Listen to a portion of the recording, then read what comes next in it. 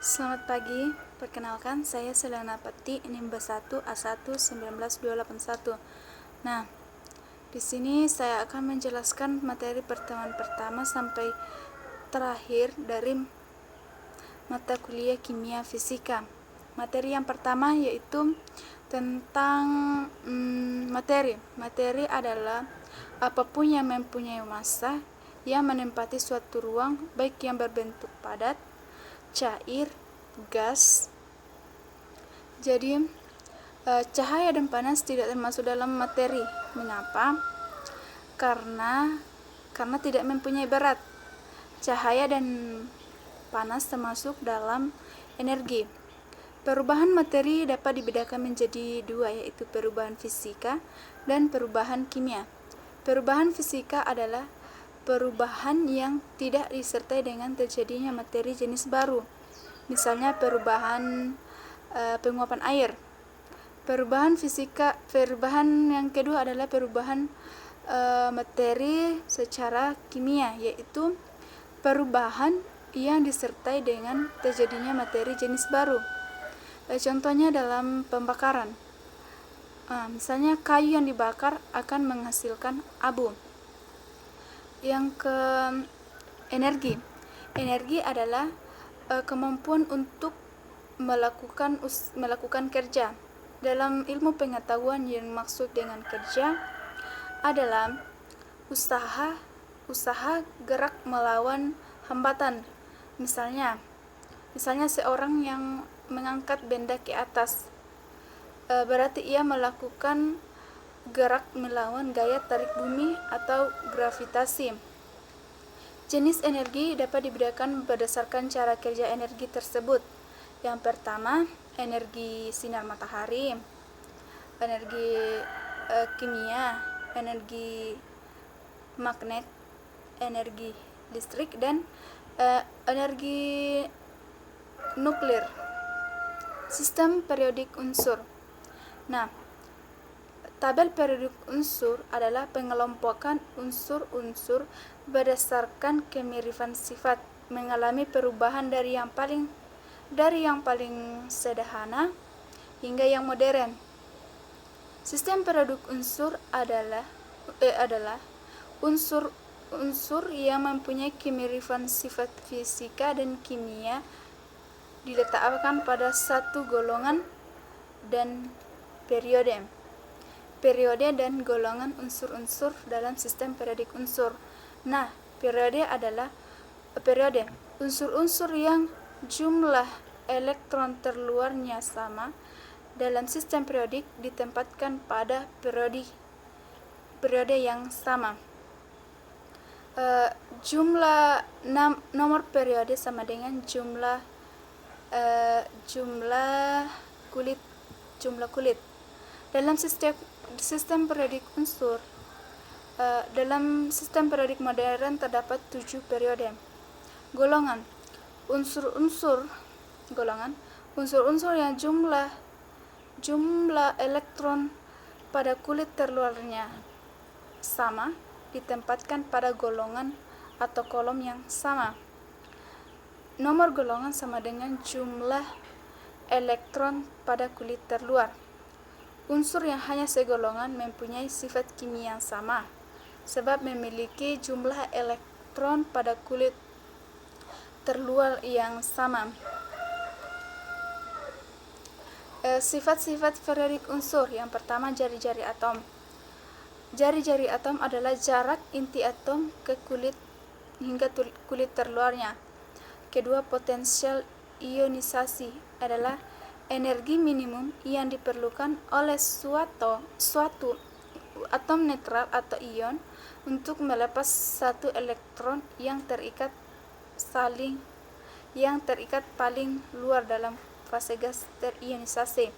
Yang kemudian, afinitas elektron adalah energi yang dilepaskan atau diserap ketika satu elektron ditambahkan ke atom ion dalam fase gas terionisasi. Kemudian, elektronegatifan. merupakan ukuran kemampuan suatu atom untuk menarik atau ikatan atom tersebut membentuk ikatan. Yang materi ketiga adalah ikatan ion.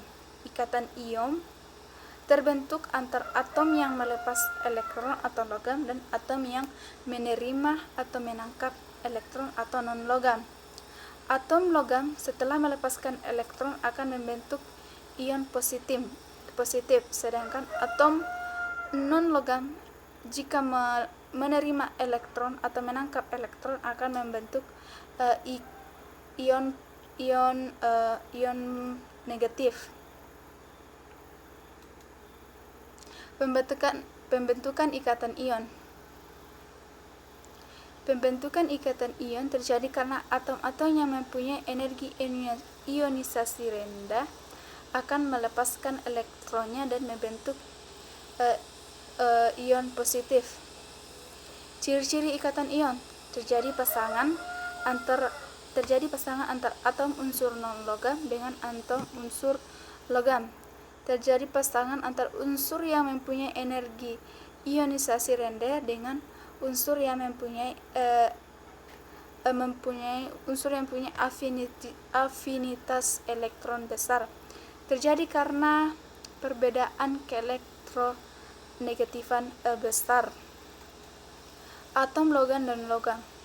Contohnya non-logam adalah karbon, hidrogen, nitrogen, fosfor dan oksigen. Atom logam, contohnya besi, emas, perak, aluminium, dan natrium. Ikatan kovalen merupakan satu ikatan yang terbentuk karena pemakaian dari elektron bersama. Pasangan elektron ini berasal dari masing-masing yang saling berkaitan. Ikatannya disebut dengan ikatan kovalen. Karakteristik senyawa kovalen. Yang pertama, pada suhu kamar umumnya berupa gas. Membentuk padatan senyawa lunak namun tidak rapuh. Senyawa dengan ikatan kovalen umumnya ini memiliki titik didih yang rendah. Senyawa kovalen umumnya tidak larut dalam pelarut polar seperti air, tetapi larut dalam pelarut non-polar seperti bensin, minyak tanah. Senyawa kovalen non-polar sebagian besar tidak mampu menghantarkan listrik. Jenis-jenis ikatan kovalen. Jenis ikatan kovalen berdasarkan PeI-nya yaitu kovalen tunggal, ikatan kovalen rangkap 2, ikatan kovalen rangkap 3. Jenis ikatan kovalen berdasarkan sumber pasangan elektron ikatannya, yaitu ikatan kovalen dan ikatan kovalen koordinasi. Ikatan kovalen berdasarkan sifat kepolaran ikatan, yaitu ikatan polar dan ikatan kovalen polar dan ikatan kovalen non-polar. Ikatan yang materi kelima yaitu ikatan hidrogen dan logam. Ikatan logam adalah ikatan yang terbentuk karena penggunaan bersama elektron valensinya. Ciri-ciri ikatan logam. Ikatan logam diibaratkan seperti bola pingpong yang terjal rapat atas satu sama lain. Ikatan logam memiliki sedikit elektron valensi, maka kulit terluar relatif longgar sehingga elektron bisa berpindah dari satu atom ke atom lain. Kemudian sifat logam yaitu sebagai berkilau dan memantulkan cahaya, dapat ditempah, memiliki variasi kekuatan mekanik. Sedangkan ikatan hidrogen adalah ikatan yang terjadi antar atom H dengan atom lain yang memiliki pasangan elektron bebas. Ikatan hidrogen dapat terjadi dalam satu molekul maupun antar molekul. Kekuatan ikatan hidrogen hidrogen lebih lemah dibandingkan ikatan ion dan ikatan kovalen, namun lebih kuat dibandingkan dengan gaya van der Waals. Kemudian gaya van der Waals. Adapun definisi dari gaya van der Waals adalah jumlah gaya yang tarik-menarik atau tolak-menolak antar satu bagian dalam molekul yang sama lain disebabkan oleh ikatan kovalen.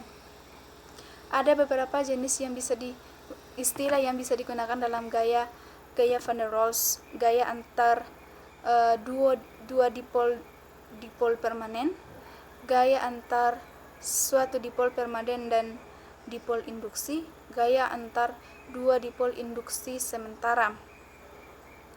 Nah, jenis gaya van der Waals: gaya dipol-dipol, yaitu gaya tarik-menarik antar molekul polar, gaya dispersi London. Gaya dispersi ini juga dianggap seperti gaya van der Waals yang paling lemah dari gaya yang paling lemah dari semua gaya antar molekul. Nah, sekian dari penjelasan saya tentang dari pertemuan pertama sampai terakhir. Kurang dan lebihnya mohon dimaafkan. Sekian dan terima kasih.